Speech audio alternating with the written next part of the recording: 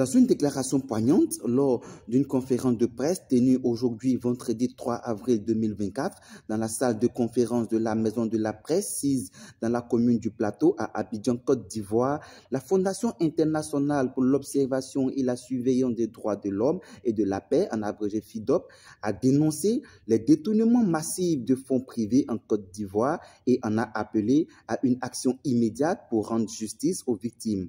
Le cas le plus emblématique est celui d'Amon Julien Kofi, un jeune cadre ivoirien et docteur en architecture qui se bat depuis des années pour faire reconnaître ses droits.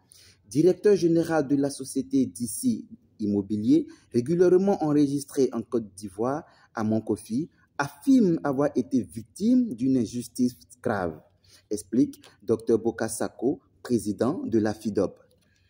Monsieur le Premier ministre, détruire le garde des Sceaux, Monsieur le ministre de la Justice et des Droits de l'Homme, a l'effet de faire toute la lumière sur cette obscure affaire de 40 milliards détournés vraisemblablement et d'élucider la mort en prison de M. Michel Denis.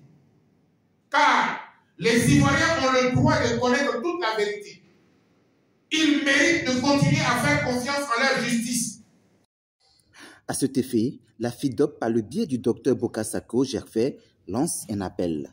C'est pour cela que je lance un appel à M. le Président de la République, chef de l'État de Côte d'Ivoire. Il est le garant du respect des droits de l'homme dans mon pays. Le Président de la République est le garant de l'État de droit dans mon pays. Le Président de la République, c'est celui-là qui représente tous les accords que nous avons signés à l'international. Je voudrais qu'il s'implique personnellement. Monsieur le Président, impliquez-vous personnellement pour que cette affaire soit élucidée. Quelle est l'image de notre pays qu'on vend à l'extérieur? C'est pour cela que, chers amis, la FIDOP vous a réuni ce jour pour parler au Président de la République, pour parler au Premier ministre, pour parler à l'État de Côte d'Ivoire. Et je dis. Ce reportage est réalisé par Herman Adepo.